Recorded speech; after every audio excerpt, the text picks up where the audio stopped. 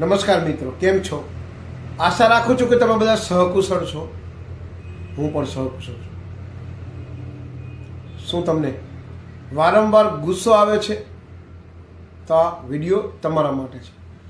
વાત ઉપર ગુસ્સો આવતો હોય અને ગુસ્સોને કંટ્રોલ ના કરી શકતા હોય તો આજનો વિડીયો તમારા માટે છે. અથવા તમને ન આવતો હોય તો કુટુંબમાં ભાઈબંધ દોસ્તોને જેને પણ આવતો આ વિડીયો શેર કરવાનો ન ભૂલતા.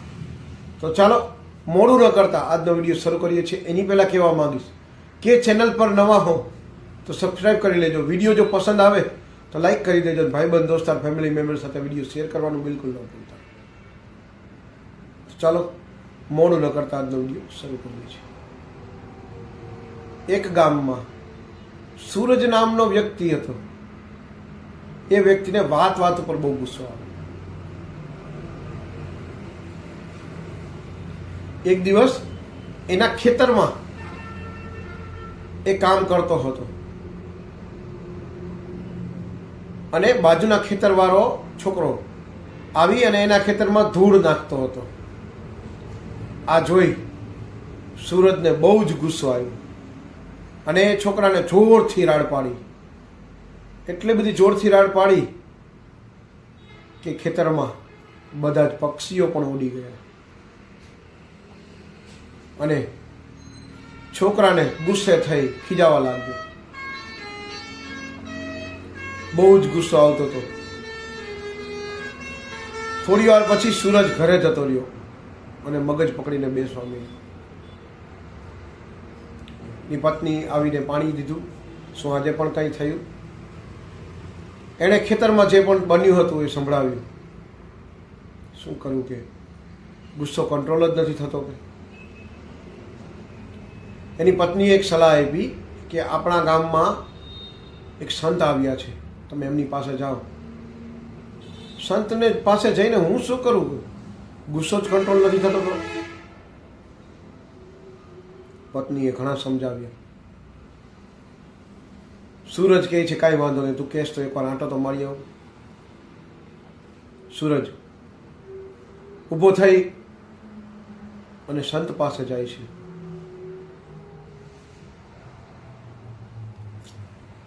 સંતને કહે છે કે બાપુ, મને ગુસ્સો બહુ આવે છે અને મારાથી કંટ્રોલ થતો નથી. એનો કંઈક ઉપાય હોય તો મને કયો.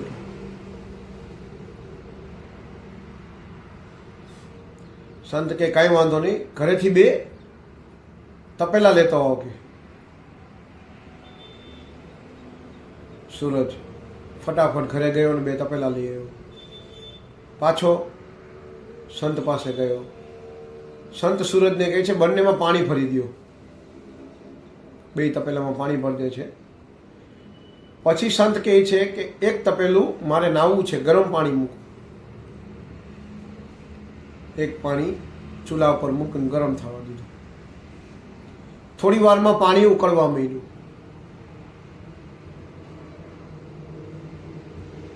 સંત કહે છે કે તમે અહીં પાણીમાં તમારું પ્રતિબિંબ જોવો કે તમારું મોઢું દેખાય છે. આગળ રીતે કે ના. હજી નજીકથી તો દેખાય છે કે ના. હજી નજીકથી તો દેખાય છે કે ના. કે બાપુ દેખાતું નથી, મારો ચહેરો બરે છે. હજી થોડુંક ધ્યાનથી દો બાપુ. અલા હજી બાપુ કહે છે હજી થોડુંક ધ્યાનથી જો. તો કે ના, હજી નથી દેખાતું. બાપુ કે હજી થોડું ધ્યાનથી જો. ના બાપુ ના. સૂરજ ગુસ્સો થવા માંડ્યો કે ના બાપુ, નથી દેખાતું.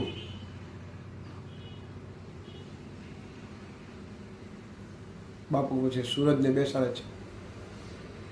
જ્યારે તમને ગુસ્સો આવે ને ત્યારે તમારું મગજ આવી રીતના ઉકળતું હોય છે અને તમને સાચા ખોટાનું ભાન થવા દેતું નથી.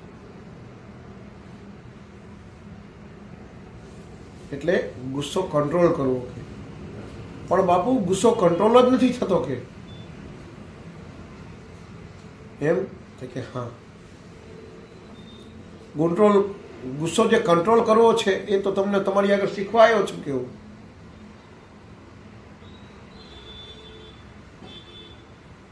બાપુ કે કોઈ તમારા સામે કીચડ ફેંકે તો કીચડને તમે કેચ કરશો કે સાઈડમાં જતા રહેશો? સૂરજ સહજતાથી જવાબ આપે છે કે સાઈડમાં જ ખસી જાઉં, કીચડનો થોડો કેચ કરે તો કે આપણે બગડીએ. બસ તારે આ જ કરવાનું છે. બાપુ મને આ વાત સમજાણી નહીં બિલકુલ. બાપુ કહે છે એટલે બીજું તપેલું લાવો. બીજું તપેલુંમાં બાપુ સાઈડમાંથી ધૂળ લઈ અને ફેંકે છે. હવે તારો ચહેરો જો તો દેખાય છે? તો કે ના બાપુ નથી દેખાતો. કારણ કે જ્યારે ગુસ્સો આવે છે ને ત્યારે તમે કંઈ પણ વિચારી નથી શકતા, એટલે શાંત રહેવાનું. આ માટી હમણે નીચે બેસી જશે, થોડી વાર પછી તપેલામાં માટી નીચે બેસી ગઈ અને સૂરજને કહે છે હવે તારો ચહેરો દેખાય છે? કે હા બાપુ દેખાય છે.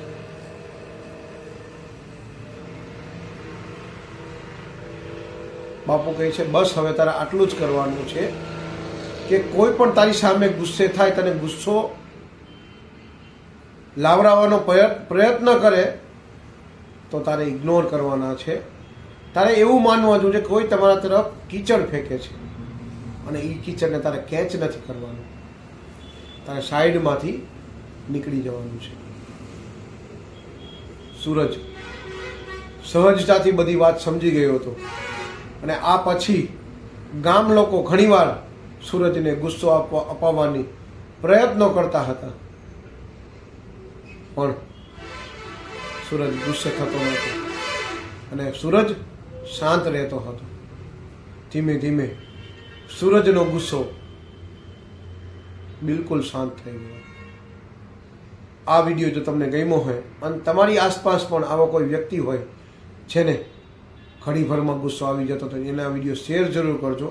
અને વિડીયો ગમ્યો હોય તો વિડીયોને એક લાઈક, ચેનલ પર નવા હોય તો સબસ્ક્રાઈબ અને વિડીયો ગમ્યો હોય તો કોમેન્ટમાં કોમેન્ટ જરૂર કરજો, જે પણ તમારી ઈચ્છા હોય. તો આજ માટે આટલું જ. જય હિન્દ, વંદે માતરમ દોસ્તો.